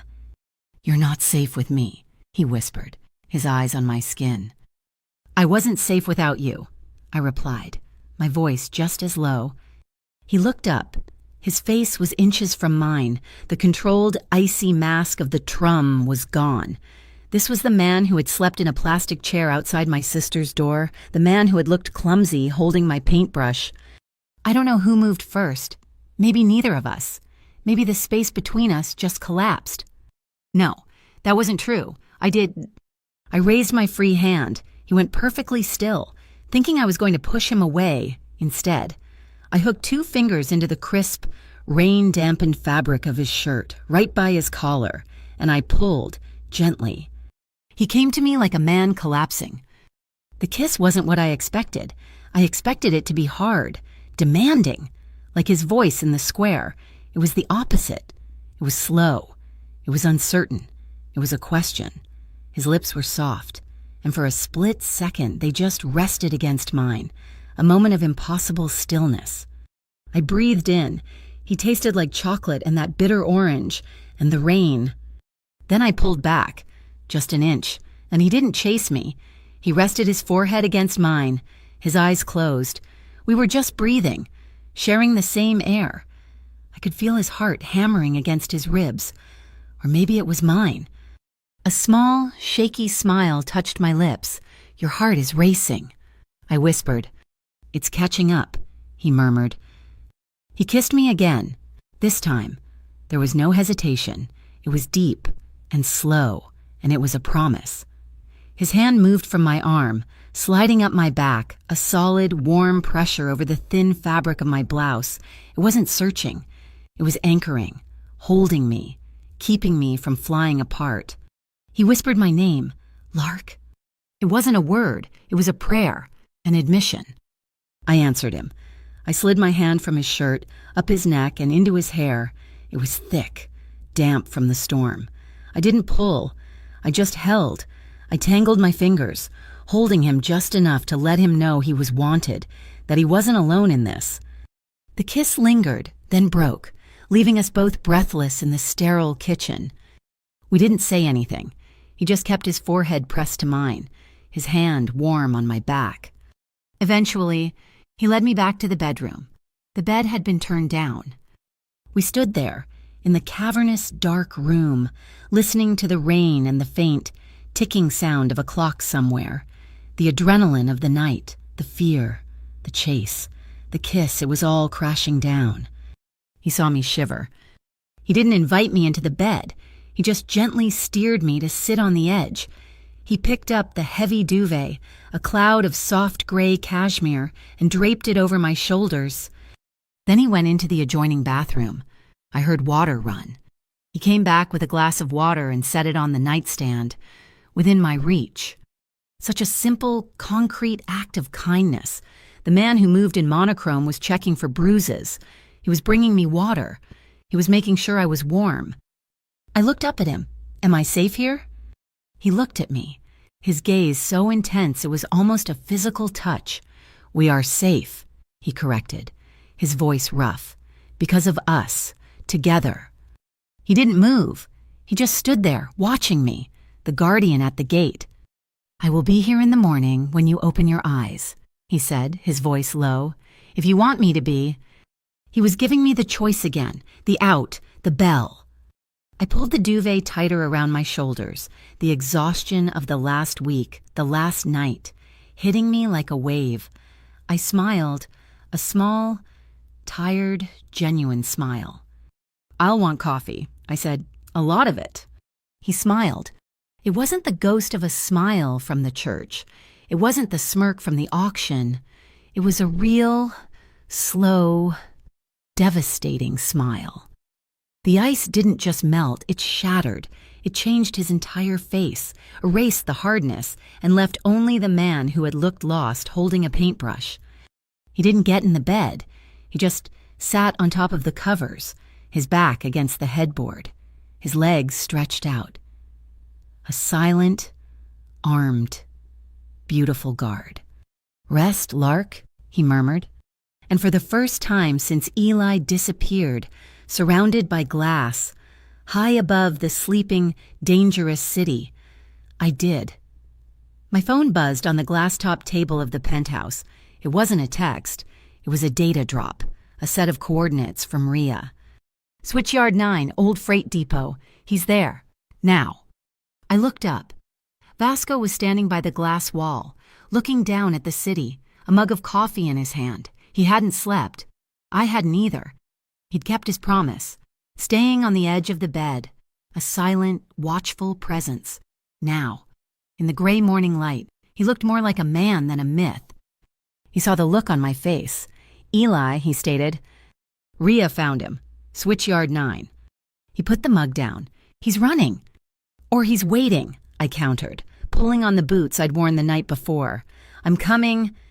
No, you're the cartographer. You're not tactical. Vasco, I said, my voice hard. I know his face. You don't. He's terrified, and he'll bolt if he sees you or your men. If I go, he might listen. I touched the small, gold disc hidden beneath my shirt. You'll know exactly where I am.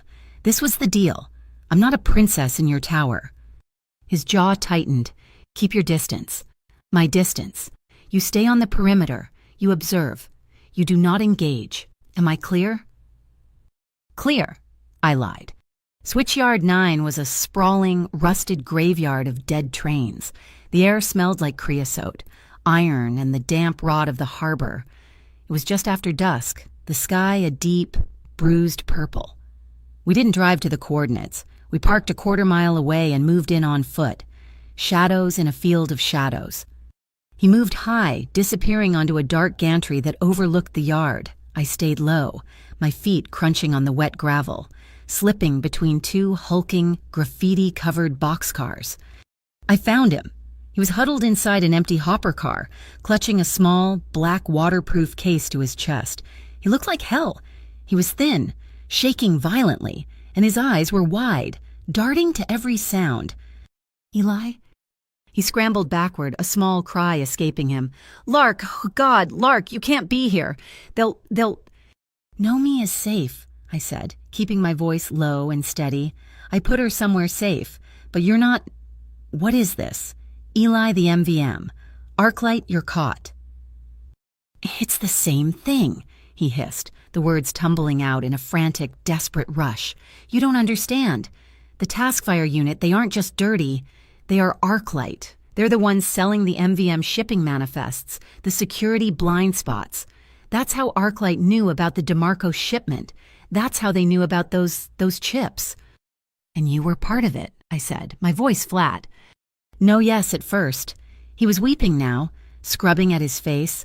I thought it was just skimming, Lark, taking a percentage off seized goods that were going to be destroyed anyway. But then I saw the real manifests, the ones they were selling, the ones they were losing. It wasn't just electronics, it was names, people. They were using the port to move people. My blood ran cold, the ghost ships. I tried to get out, he whimpered. I couldn't. They own me. So I pretended to be deeper in. I became their inside man. I collected everything. I copied the data, the rosters, the payments to Calderon at the HIB. It's all here. He tapped the case. I was trying to get proof. Lark. Proof of Taskfire. Proof of Arclight. Proof to burn them all down. I swear. My second truth had been right. He wasn't a traitor. He was just a coward trying to be brave, and he'd gotten hopelessly lost.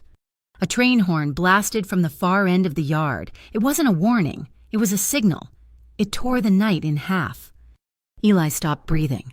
They followed me. Oh, God, they followed me. Headlights, 2, then 4, then 6. They weren't using the service roads. They were black SUVs, flooding the yard, bouncing over the tracks, fanning out, Arclight. I looked up at the gantry where Vasco had been. He was gone. Run, I hissed, shoving Eli toward the back of the car. Now, toward the maintenance tunnels, under the overpass. I pulled out my phone. I didn't call. I just turned on the flashlight, pointing it at the westernmost gantry, and flashed it 3 times. The signal we'd agreed on in the car split, flanked them. High above, from the deep shadows of the steel beams, a single, sharp flash answered. He understood. We ran. Eli scrambled, but he was clumsy, half paralyzed by fear. The SUVs were getting closer, their high beams pinning us. They were hurting us. This way, I yelled, pulling him toward a steel staircase that led up to a concrete overpass. Lark, it's a dead end, they'll corner us. Just move.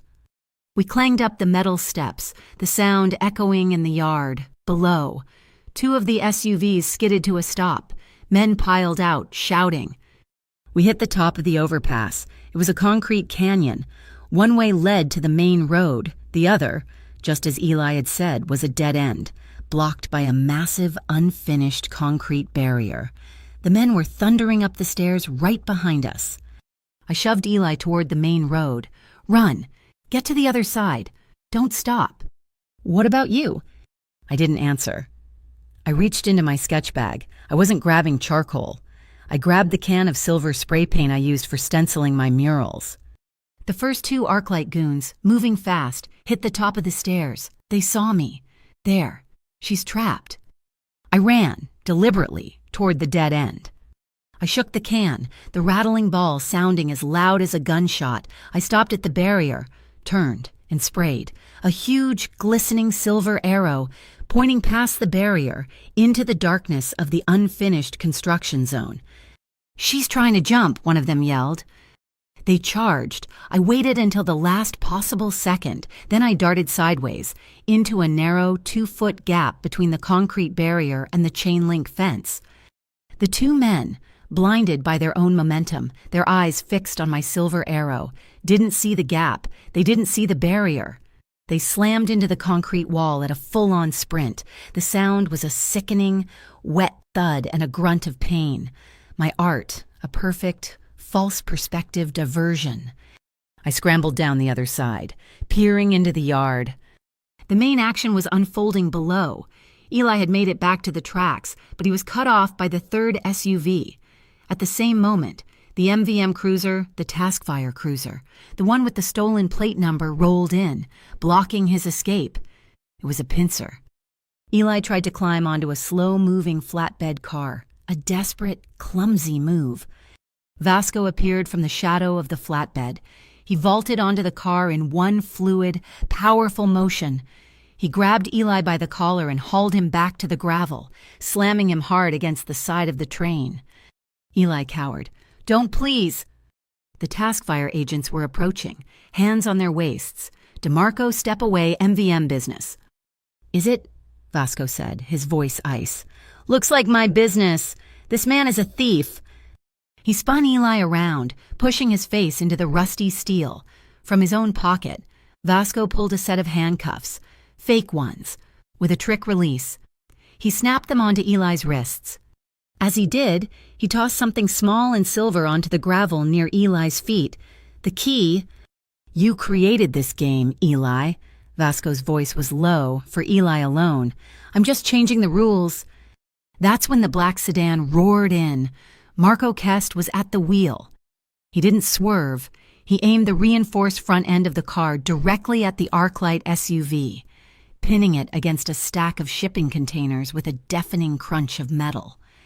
The MVM agent spun, distracted by the crash.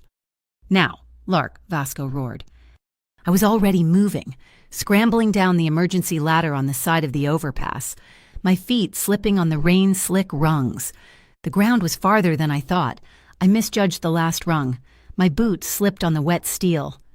I fell, but I didn't hit the ground. I was just caught. Vasco had crossed the yard in seconds. His arm was an iron band around my waist, crushing the air from my lungs. He'd pulled me from the ladder and into his chest, shielding me with his own body. It was a half second, a snapshot, the smell of rain, cold metal from the ladder, and the impossible, familiar warmth of his skin under his damp shirt. His heart was hammering against my cheek. "I've got you," he breathed, his voice rough. He didn't let go. He kept one arm locked around me, dragging me toward a dark, low opening in the concrete foundation of the overpass. A utility tunnel. Eli, free from the cuffs, was right behind us, clutching his case. We plunged into the darkness. We ran, stooped over, through a tunnel that smelled like mud and lime. Behind us, shouts and the sound of running feet. We emerged a block away, in a quiet, dark alley. We were panting, covered in grime and filth. Eli sagged against the brick wall, hyperventilating. He thrust the waterproof case at Vasco. "Here, take it. It's everything. The Taskfire roster, the private ledgers, the proof Calderon is taking a cut from Arclight. It's all there." Vasco took the case. He looked at Eli with cold, hard assessment. A high-pitched whine cut the air. I looked up. A drone. Small, black, with a single glowing red eye. It was hovering above the alley, maybe 60 feet up. Arclight, they were tracking us. I grabbed the high-powered flashlight from Vasco's jacket pocket, the one he'd used to signal me. Lark, what? I aimed it straight at the drone's camera lens. I thumbed the switch, not just on, but to strobe. The beam of pure, flashing light hit the drone dead on. The red eye wavered, the drone tilted, its motors screaming as the operator, suddenly blinded, lost control. It lurched, clipped the brick chimney of the opposite building, and spiraled down, crashing onto the gravel-strewn roof of a shed, a mess of shattered plastic and dead circuits. Silence. I was leaning against the wall, my chest burning, the heavy flashlight in my hand. Vasco was staring at the broken drone, then at me. He looked stunned. He looked almost proud. "The third save," he said, his voice rough. I nodded, breathing hard, thinking of the mission. Eli, the files, the drone. "No," he said, turning to me. The space between us was electric again, smelling of ozone and adrenaline. He touched my arm, where he'd grabbed me. On the ladder, I caught you." Oh, that was the save, not the tactical victory, me. My heart was doing a frantic, painful rhythm, half from the run, half from him. "It's my turn, then," I panted, my voice shaking. "The third truth." He waited. The sirens were in the distance now, but here in the alley, it was just us and the sound of our breathing. "Ask me," I said, meeting his gaze. He stepped closer. "Why did you really come tonight?" I looked at Eli, who was watching us. Pale and confused, I looked at the black case in Vasco's hand, the key to this whole mess. I looked back at Vasco, at the rain on his face, at the worry in his eyes that he tried so hard to hide. I took a breath, the air burning. "I'm not just doing this for my sister anymore." The sirens were getting closer. "I'm doing this for you." My third truth hung in the alley air between us, as sharp and cold as the sirens closing in. "I'm doing this for you." Vasco didn't look away. He didn't flinch. He just held my gaze, and in his eyes, I saw my truth land. He processed it, accepted it, and locked it away. The sirens were 2 streets over. He pulled me back from the mouth of the alley. "Not here." He turned to Eli, who was shaking, his face pale. Vasco didn't offer comfort. He offered a command. "My man, Marco is at the end of this alley. He will take you to a new safe house. You will not contact your sister. You will not contact anyone. You will wait. The data you provided," he tapped the waterproof case against his palm. "If it's good, you may get to see your child." It was the cruelest, kindest thing he could have said. Eli just nodded, tears streaming, and ran into the darkness. Vasco turned to me. "The game's changed. Lark, we're no longer mapping the truth. We're aiming it. We didn't use the case as a threat. We used it as an invitation." The next day, at 2 p.m, I was sitting opposite Commissioner Calderon in the Black Lark tea room. The place was all pale sunlight, whispering patrons, and the delicate clink of porcelain. It was the most civilized, public, well-lit place in Port Garrison. No one, as Vasco had said, starts a fight in a room full of witnesses drinking Darjeeling. The name of the place, the Black Lark, wasn't lost on me. I'd asked him in the car. His answer was a flat, "It's a rare bird. It thrives in harsh conditions." I didn't ask if he meant the bird or me. Calderon was sweating through his suit. He'd come because Mr. DeMarco had requested a private word about the future of the HIB. He thought it was a truce. "I don't understand," Calderon stammered, dabbing his upper lip with a linen napkin. "This meeting, the accusations from the CBU panel." Vasco was sitting next to me, perfectly at ease. He hadn't said a word. He just listened. My job, as he'd instructed, was to watch. I was applying his lesson. Calderon had taken the worst seat, his back to the room, facing a wall. He was cornered, and he'd done it to himself. His hands kept fluttering to his water glass, but he never drank. I'd already texted Rhea. We're seated, he's nervous. Stand by for 2:30. Vasco finally leaned forward, and the temperature in our corner of the room seemed to drop 10 degrees. He didn't raise his voice. He just placed Eli's waterproof case on the white tablecloth. It sat between the cream and the sugar, as black as a hole. "The Taskfire ledger," Vasco said, his voice a low, polite rumble. "A very detailed, very compelling piece of accounting. It speaks of Doc 6. It speaks of blind manifests. It speaks of the Arclight crew." Calderon went from pale to gray. That's preposterous. Those are random audits. Internal, I don't..." He said the word random. I reached my boot under the table and tapped Vasco's ankle. The tell. Vasco continued, ignoring the man's sputtering. "I am not an MVM agent. Commissioner, I'm not a cop. I'm a citizen of Port Garrison, and this..." He tapped the case. "This is a stain. It's a betrayal of the harbor. You're selling off this city's honor, piece by piece." Calderon looked around wildly. He saw no escape. He saw the case. He saw the man. And he did what all rats do. He tried to bargain with the bigger rat. He leaned in, his voice a greasy whisper. "Look, DeMarco, you and I were businessmen. This Taskfire, it's a mess, but it can be contained." "Contained," Vasco repeated, his face blank. "A change in management," Calderon said, gaining a pathetic burst of confidence. "Arclight, they're sloppy. They're animals. But the arrangement, it's profitable. Dock 6, it's wasted on those independent fishermen. Why not give it to the Black Harbor Consortium? An exclusive lease. 100 years. You get the dock. You get cooperation. And we just make this ugly little ledger go away. We bury Taskfire." Vasco stared at him. He didn't even blink. "The harbor is not for sale." Calderon's last bit of hope sputtered out. "Commissioner," I said, my voice suddenly sharp, making both men look at me. "You're supposed to be a public servant. You're teaching the kids in Vasco's youth centers that the only way to get ahead is to steal. You're just teaching them to turn the lights off first so no one sees." Calderon looked at me, bewildered, as if I were a piece of furniture that had just spoken. He was so flustered. He didn't see the trap close. It was 2:29 in the afternoon. "Commissioner," I said, my voice all false sympathy, "you look terrible. And your phone, the battery, looks low. You must be getting 100 calls." He glanced at his phone, grateful for the distraction. "Yes, it's been ringing only 4%. "Here," I said, pulling my portable power bank from my bag. Let me plug that in for you. You can't be out of touch." He fumbled, handing me the phone. "Oh, thank you. Miss Navarro, you're very..." I took the phone.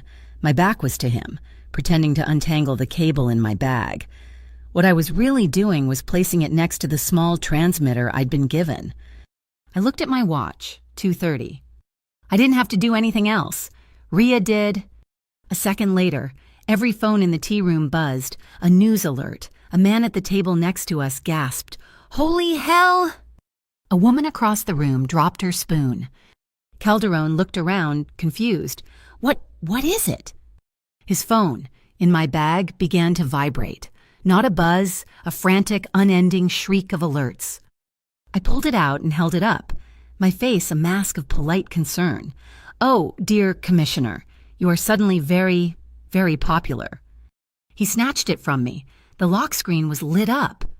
"North Star Press, High Commissioner Calderon, MVM's Taskfire unit, and Arclight crew linked in massive port corruption. Full ledgers. Bank transfers leaked." The files from Eli's case were now on every screen in the city. Calderon didn't make a sound. He just collapsed in his chair, a broken, empty suit. We stood up. Vasco placed a $50 bill on the table for the tea. He looked down at the gray-faced man. "The harbor is no longer for sale, Commissioner." The fallout was immediate. The city exploded. The MVM was in total chaos. Calderon was arrested before he could leave the tea room. The Taskfire unit was suspended, its agents detained. But we hadn't won. We'd just kicked the hornet's nest. Vasco got the text while we were walking back to the tower. He stopped dead on the sidewalk. I saw his face harden. "They're not running," he said. "What?" "Arclight, they're not scattering. They're accelerating. They've lost their MVM cover. They're desperate. They're activating the chips. Tonight." He looked at me, his eyes dark with a new, cold fury. "They're calling it blind signal night. They're going to take the port, or they're going to burn it." He grabbed my arm. "You're going back to Eider Tower. Now. You'll be safe there until this is done." I pulled my arm free. "No. Lark, this is not a discussion. That was a psychological play. This is a war. You are not a soldier." "I told you," I said, my voice shaking with an anger that matched his. "I am not a princess. I am not hiding in your glass tower. My sister is at the Kestrel Heights residence. My mural, the one you funded, is at the Drift Glass Community Center. That is my ground. I am not abandoning her, and I am not abandoning them. That's my answer." We stared at each other on the sidewalk. Two immovable objects. The city was in chaos around us, and we were its still, silent center. He broke first, a harsh, frustrated sigh. "Fine. You go to Driftglass. You're right. It's your ground. You're the symbol. You'll go with Nomi and the women from the wharf. You'll be their shield." "I will," I said. "But you will not be alone," he growled. "My left-hand team, they'll be on every roof. You won't see them, but they'll be there. You stay inside, you lock the doors, you do not engage. That is the compromise." Driftglass was buzzing. The women were scared, watching the news on a small TV. I moved Nomi and a half-dozen others into the main activity room, away from the windows. I felt calm, focused. I was the guardian here. Just after dark, there was a knock. It wasn't a left-hand man. It was a delivery guy in a generic uniform, holding a large, beautifully wrapped gift box. "For Miss Navarro," he said, smiling, "a gift to congratulate you on the new mural."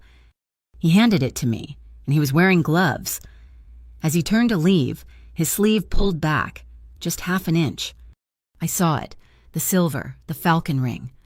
My blood didn't just run cold, it froze solid. I looked at the box. It was perfect, a large satin ribbon, and running from the ribbon's knot, so thin it was almost invisible, was a microfilament wire, a pressure trigger. If I pulled the ribbon, if I opened the box, I placed it gently on the floor. "Nomi," I said, my voice terrifyingly calm. "Everyone, we're going to practice that fire drill we talked about. Right now, no running, just walk, quietly, to the community basement." They looked at me, confused. I pulled out the burner phone Vasco had given me, the one linked to his security. I texted the number for the left-hand team. "Falcon, package, need cover sound." I started moving the women and two children, keeping my body between them and the box, quickly, quietly. As the last woman started down the basement stairs, it began the bells. The bells of St. Meridian, 3 blocks away, not a gentle chime, a deafening, rolling peal, an avalanche of sound, as if it were Easter and midnight all at once. The sound hammered the building, covering any possible noise, any panic. I locked the basement door from the outside. They were safe. I stood alone in the hallway, staring at the box. I texted one word to Vasco, our code, the one that meant the enemy was no longer at the gate, but inside. "Fire!" My phone rang less than a second later. His voice wasn't a voice. It was a controlled, violent roar. "Are you out?" They're in the basement, locked in. I'm in the hall. It was him, Vasco, the Falcon. He brought a gift." A terrible, ragged sound over the line. Him, breathing, or him, breaking something. "Hold your position. Lark, do not move. Do not go near that box. They made a mistake. They came for you." The line was silent for a beat. "I'm coming to you." My phone was still in my hand. His voice, "I'm coming to you," still echoing in the hallway when the main door of Driftglass burst open. It wasn't Vasco. It was Marco Kest, his face a mask of cold granite, flanked by 2 others in dark tactical gear. They didn't look at me. They scanned the hall. "He sent us," Marco said, his voice a low, urgent clip. "The package." My hand, shaking, pointed to the satin-wrapped box. The man who left it the ring. It was the Falcon. A woman on Marco's team, her name was Sarah Witt. Vasco's strategist, knelt by the box, not touching it, opening a soft case of electronics. She was all business. "Go," Marco said to me, his eyes already on the exits. "Go where I'm holding this position." "This position is a decoy," he snapped, his gaze finally locking on mine. "The Falcon came here to pin you down, to pin him down. The real fire started 5 minutes ago. Pier 13. Vasco's already there. He needs his eyes." He meant me, not just his strategist, but his cartographer, the one who saw the lines others missed. "The women," I looked at the locked basement door, "are safer than he is right now," Marco said, pulling a sidearm and taking a position by the door. "We'll hold this ground. The package will be contained. Go, now. He's at the lighthouse." The bells of St. Meridian were still hammering the air, a holy, chaotic thunder that covered my exit. I didn't take his car. I took the keys to the Driftglass community van. My knuckles were white on the wheel. Pier 13 wasn't just on fire. It was a symphony of chaos. Arclight wasn't trying to burn the pier. They were trying to blind it. As I screeched to a halt, I saw the plan. They'd set off a series of explosions in a yard full of empty, condemned shipping containers. It was a massive, spectacular, and completely harmless wall of fire, a diversion. And it was working. The real MVM, the ones who weren't task fire, were disorganized, streaming toward the fake blaze. The remnants of the task fire unit, still on the same radio channels, were deliberately feeding them bad intel, scattering the city's response, pulling them away from the water. I heard Sarah's voice, crackling, sharp and clear, over a dropped Harbor Watch radio on the pavement. "All Monarch units, disregard the container fire. Repeat. Disregard. It's a misdirect, Marco. Lock down the west perimeter. Jax is at the lighthouse. The lighthouse is the target." I abandoned the van. The old, decommissioned lighthouse stood at the end of a long, stone jetty, a black finger pointing at the storm-dark sky. The path was blocked. 2 Arclight SUVs were playing chicken with a single, brave Harbor Watch patrol car, ramming it, trying to get past the barricade to reinforce their boss. I scrambled up a stack of pallets, my heart a cold stone. I was the observer. I had to change the map. I had my art bag, my constant companion. I didn't have a weapon. I had my tools. I climbed the metal ladder on the side of a massive 40-foot cargo container, my hands slipping on the cold, salt-dusted steel. I was high up, above the fray, the wind ripping at my jacket. I could see it all the Arclight drivers, blinded by their own high beams, and the Harbor Watch car, caught in their spotlights. I dug into my bag and pulled out my sketch mirror, a simple 8-inch round mirror I used to check my murals for compositional balance. I held it up. I angled it, catching the blinding white beam of the Harbor Watch spotlight. I focused it, a single sharp disk of light. I aimed it directly at the driver's side window of the lead Arclight SUV. The driver, expecting darkness, got the sun in his eyes. He yelled, instinctively wrenching the wheel. He swerved hard, crashing not into the barricade, but into the side of the second Arclight SUV. A hideous sound of tearing metal. The path was blocked, not by the police, but by their own wreckage. I used the opening I'd created, sliding down the container, and ran. I ran down the jetty, the air tasting of smoke and the sea. I found him at the base of the lighthouse. He wasn't alone. Jax Roon was there, flanked by 2 of his men. Jax was holding a ruggedized laptop. Vasco saw me. His face, for one split second, was a mask of raw terror. Not that I was in danger, but that I was here. "Port Garrison," Vasco said, his voice a low growl, stepping slightly to put himself between me and Roon, "is not your chessboard, Jax." Jax Roon laughed, a high, barking sound. "Chesno, no. DeMarco. It's not a chessboard. It's a blank slate, and I'm the artist now." He held up the laptop. He hit a key. Vasco's earpiece, which he'd jammed in on the way, shrieked. I could hear Sarah's voice, high and panicked. "Vasco, the grid is down. It's down. I've lost all shipping channels. They're blind. Everything is dark. I can't see the ships." Jax held the laptop screen out for us to see. The harbor map, usually crawling with dozens of green electronic signatures, was blank, empty. "The ghost ships," I whispered, "the words stolen by the wind." "Exactly." Jax grinned, his eyes manic. "Total darkness. The port is blind. My cargo, the real cargo, is moving in, and not a single radar in the city can see them." He pointed out to the black water, and as a bonus, the harbor queen, he indicated a massive city rescue vessel, its lights visible in the distance, is heading straight for the Trident Reef. Their navigation just told them it's 3 miles of open water. They'll be torn apart in 5 minutes. "The light," I said, my voice sharp. Vasco looked at me. "The main lamp. Can you turn it on?" "The light won't help," Jax barked. "It's all part of the system. It's compromised."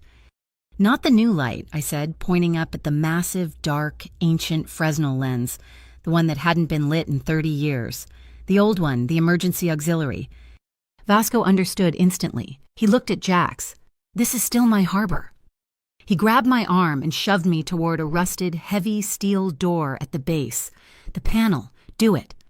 "Stop them!" Jax shrieked at his men. They charged. Vasco didn't fight them. He intercepted them. He moved like he had in the alley, a brutal, efficient collision. He used his shoulder to send the first man crashing into the stone wall. He drove his elbow into the second. A hard, definitive stop. It was over in seconds. I found the panel. It was old, covered in rust and salt. I grabbed the main breaker, a massive iron handle, and threw my entire weight onto it. A deep, groaning thunk echoed through the stone. Above us, the giant, 30-year-old lamp sputtered, hummed, and then exploded to life, bathing the entire pier in a single, blinding, steady white light. "It's just a light, you stupid girl," Jax roared, pushing Vasco off him, scrambling to his feet. "It's a voice," I yelled back, but it was a steady voice. It wasn't a signal. I remembered the mural, the one at St. Meridian, the one I'd spent weeks researching, staring at the old maritime charts. Lighthouse signal. Port Garrison, 1920 danger, reef, port turn. The breaker panel was too slow. I needed to pulse it. I stood in the center of the blinding beam, pulling the round drawing mirror from my bag. I angled it, not at the drivers, but out to sea. I blocked the beam, then unblocked it. Flash, flash, pause, flash. Flash, flash, pause, flash. The old code, the manual override. Danger, reef, turn port. Out on the black water, the harbor queen's horn blasted, a low, terrified sound, then twice more, in acknowledgement. We saw its lights shift. It was turning. It was turning. "No!"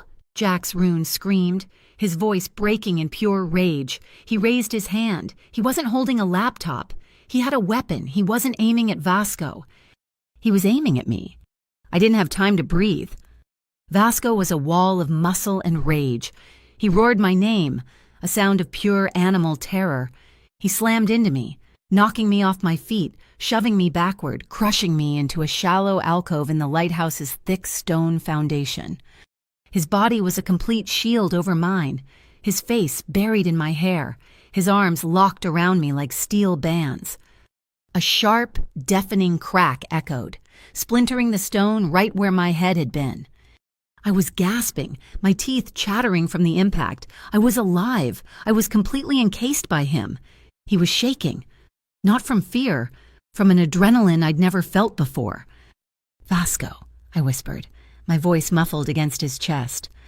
He pulled back, just an inch, his eyes black holes in the blinding lighthouse beam. His breathing was ragged. A dark tear, a graze, was scored across the shoulder of his jacket. The shot had missed me, but it had touched him. "Still here," he breathed, his voice a raw rasp. Before Jax could level his weapon for another shot, a dark shape dropped from the gantry above. Marco Kest. He landed silently on Jax's back, a perfect, brutal tackle. The weapon skittered across the wet concrete. Marco had Jax's arm twisted, his knee in his spine. The fight over. "Grid is stabilizing," Sarah's voice shrieked, tinny and triumphant from Vasco's earpiece. "Backup is online. They're lit up. Boss, I see them all. The port is ours." A new figure scrambled out of the darkness. From the tunnel I'd used, Eli. He was clutching a single silver USB drive. He was terrified, but he was here. "The final key," Eli shouted, stumbling toward the auxiliary panel. "It's not just the chips. It's the antidote, the kill code. It has to be plugged into the auxiliary." Eli jammed the drive into a small, modern port retrofitted onto the ancient panel. On Jax's fallen laptop, the blank map flooded with green light, every ship, every tanker, every tugboat, visible again. The air filled with new sirens, not just the harbor watch, but the heavy, wailing horns of the Port Garrison Fire Department, the real fire trucks. Finally. The battle was over. Vasco didn't let go of me. He pulled me to my feet, his hand finding mine, his grip crushing, knuckles white. He wasn't holding my hand, he was holding an anchor, refusing to let me drift. The newly formed Harbor Watch, the loyal cops, the ones not on Taskfire's payroll, swarmed the pier. Their commander saw Jack's rune in Marco's custody. He saw the graze on Vasco's shoulder. He saw the gun on the ground. He looked at Vasco, his hand on his own holster. Uncertain. This was still the Monarch Circle. But then they came from the shadows of the container yard, from the access roads, from the side alleys, the dock workers in their hard hats, the fishermen in their boots, the women from the wharf, my sister Nomi among them, pale but standing, protected by Marco's team. They walked onto the pier, their faces grim in the flashing red and blue lights. They didn't shout, they didn't threaten, they just stood. They formed a silent human wall. They stood between us, between Vasco and the Harbor Watch. They weren't afraid of him. They owed him.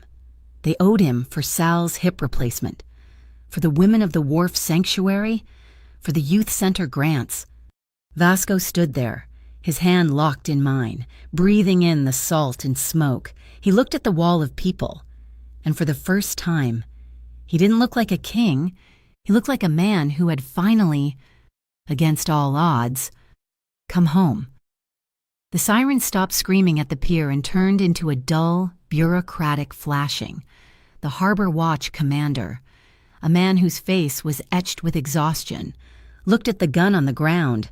He looked at Jack's rune, who was pinned under Marco's unyielding grip, and he looked at the wall of fishermen, dock workers, and women Nomi standing right in the front who were silent, unmoving, and absolute. He didn't cross that line. He didn't have to. In that split second of standoff, of procedure taking over from panic, Jack's rune moved. He was an animal, all instinct. He used the commander's hesitation as a fulcrum, slamming his head back into Marco's face, breaking the hold. He didn't run for the city. He ran for the water. He scrambled over the side of the jetty and vanished into the black, churning harbor. An officer shouted. 2 beams of light hit the water, but he was gone, swallowed by the cold, dark tide. The rest was a blur of metallic-tasting exhaustion. Marco, wiping blood from his nose, took charge of Vasco's men, melting back into the shadows. The MVM, shamed and leaderless, finally got its act together. Helping the fire crews with the container blaze, Sarah Witt coordinated with the Harbor Watch, handing over the data from Eli's kill code drive. Vasco never let go of my hand. He led me through the wall of people, who parted for us like the sea itself. He put me in his car, drove me back to my loft, and walked me up the rattling stairs. He checked the locks, the windows, the dark alley below. He looked at me, the graze on his shoulder already a dark, ugly line. "Rest, Lark," he'd said. "I will handle the cleanup." I woke up hours later, not to sirens, but to the smell of rust, salt, and waffles. Dawn over Port Garrison. The city hadn't broken. It was bruised, hungover, but alive. Down in Salt Row, the waffle cart vendor was open for business, a defiant puff of sugary steam against the gray morning. Ria's column was already live on the North Star Press website. She hadn't slept. The headline was pure poetry. No monument for lighthouse burners. She laid it all out, the task fire data, Calderon's arrest, the blind signal, the failed coup at Pier 13. The city was saved, but the questions were just beginning. The official cleanup was brutal and fast. Commissioner Calderon resigned from a jail cell. The MVM, in a desperate public act of self-preservation, was dissolved and restructured under a new provisional government. They called it the Clean Slate Harbor Panel. The task fire agents were all arrested, their racket finished. And Arclight, with Jack's rune presumed drowned and their entire protection network dismantled. They shattered. They were ghosts, scattered to the wind. The true cleanup, the human one, came 3 days later. The stress of blind signal night, of seeing a gun pointed at her sister, had been too much. Nomi went into labor. I was there, at Mariner's Blue Medical Center, in the delivery room. I was the one holding her hand, my knuckles white, telling her to breathe. "You've got this. Noams?" I whispered, my voice hoarse. "You're the strongest person I know. Push." Vasco was there. He wasn't in the room. Not at first. He stood in the hallway, just outside the open door. A silent guardian in a dark suit. He didn't pace. He just stood, his hand resting on the doorframe, listening. And when the baby cried, that first, sharp, furious wail of life, I looked up. Vasco was standing in the threshold, his mask completely gone. His eyes were wet. He wasn't looking at me, or even at Nomi. He was staring at that tiny, screaming new thing, and he was completely, utterly undone. He was the man born in monochrome, witnessing the big bang of color, and it had leveled him. He just watched, silent. As I cut the cord and the nurse placed the baby on my sister's chest, he was learning. He was learning that some things, you don't protect by building a wall, you protect them by giving them space. Nomi named him Saul, for the sun, she whispered, her face pale, sweaty, and more beautiful than I'd ever seen it, because he's my light. His birth certificate read Saul Navarro, the Clean Slate Panel, eager to clean up every loose end from the MVM mess, had made the paperwork frictionless. Eli Shore's name was nowhere near it. Eli had kept his end. His testimony from a secure location, backed by the data on the drive, was the final nail in Taskfire's coffin. He'd traded his parental rights for a clean conscience and a reduced sentence. He'd chosen to be a witness, not a father. Life settled. The city began to heal. I finished the mural at St. Meridian. The $20,000 grant had finally been put to use. Vasco and I, we were quiet. We were slow. The frantic, desperate adrenaline was gone, replaced by something that felt like gravity. We'd seen each other at our most elemental. Now, we had to learn to be normal. He met me at the Driftglass Community Center. It was open again. The kids painting a new ocean scene on the wall I'd prepped. The gift box from the Falcon had been disposed of by Sierra's team. An unstable, but thankfully simple, pressure plate device, she'd called it, as if she were describing a faulty toaster. Vasco wasn't in a suit. He was in jeans and a dark gray shirt. He looked normal. He looked like the man I'd sketched, asleep in the plastic chair. He wasn't holding a ring. He held out a single, plain, brass key. "The lease on this building was up," he said, his voice quiet. "Just for me. The city was going to sell it to a developer, so I bought it. The foundation is gifting it to the community." He looked at the walls, at the kids. "The new sign arrives tomorrow. It just says Driftglass." He pressed the key into my hand. It was warm. "This," he said, his thumb brushing mine, "is for the studio upstairs, the one with the good light. It has your name on it. Lark. If you want it, it's home." I looked at the key in my palm. It was solid. It was real. It wasn't a penthouse. It wasn't a fortress. It was a home. "You told me once," I whispered, looking up at him, "that you weren't a knight." A small, slow smile touched his lips, the real one. "I'm not." He looked at his own hands, the ones that had shattered a frame and caught me from a fall. "I'm just a man. learning how to keep his sword sheathed. We didn't kiss then. We kissed on the roof of my old loft, the one with the tin ceiling. I was packing my last box of paints. He'd come to help me move. We stood there, the wind whipping off the harbor, the air smelling of salt and new chances. He reached out, not to grab me, not to pull me, but to gently brush a strand of hair from my face. I leaned into his touch. He rested his forehead against mine. His hands settled on my waist, mine on his shoulders. We just stood there, breathing, our rhythm finally matching the tide. It was a kiss that tasted like the ocean, and charcoal, and a future I hadn't known how to paint. Ria ran a community direct live stream that weekend. She showed the finished mural on the wall of Meridian. It was the lighthouse, the old one, its beam cutting through a dark, stylized storm. But the beam wasn't just light. If you looked closer, it was made of the faces of Port Garrison. Sal, the gatekeeper, Nomi, holding Saul, the fisherman from the quay. At the bottom, I'd painted the words I'd promised myself in that cold church. If hell is night, we will learn the language of the lamps. Vasco kept his promise, too. Doc 6, the one Calderon had tried to bribe him with, wasn't folded into the consortium. It was formally signed over, in a public ceremony, to the Salt Row Fishermen's Co-op, the DeMarco Foundation. Once a shield was becoming a sword for the city. The money was flowing, not into ghost buildings, but into harbor medical clinics and trade school scholarships. That night, we stood on the balcony of Eider Tower. The glass walls reflected the thousands of lights from the city below. Our city. He came up behind me, wrapping his arms around my waist, pulling me back against his chest. He was solid, warm.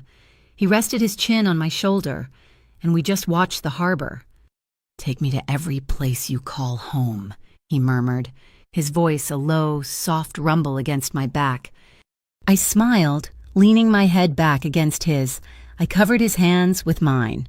"Okay, but we'll start with the kitchen that smells like orange peels." It felt finished. It felt safe. And that's when it happened. My phone, the burner phone, the one he'd given me, the one I kept in the pocket of my jacket, vibrated. I pulled it out. Vasco tensed, his arms tightening around me.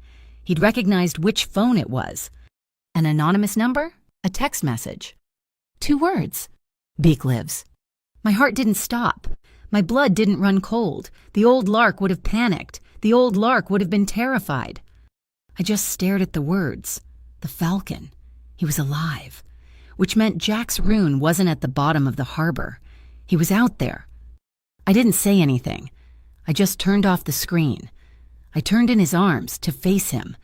He saw it in my eyes. He knew. I didn't have to be afraid. I wasn't alone. I took his hand. He laced his fingers through mine, a silent, ironclad promise. We both turned, side by side, away from the glittering, safe city, and faced the vast, dark, open ocean. The battle for Port Garrison was over, but the war was just beginning. This city would have to learn to keep its lights on. And so would we. Thank you so much for listening to this story. Where in the world are you listening from? Let me know in the comments below so we can connect. And please share your thoughts on Lark and Vasco's journey. Don't forget to subscribe to Mafia Boss Stories and like this video. If you want to support the channel and help this story reach more people, please consider hitting that hype button. It helps more than you know.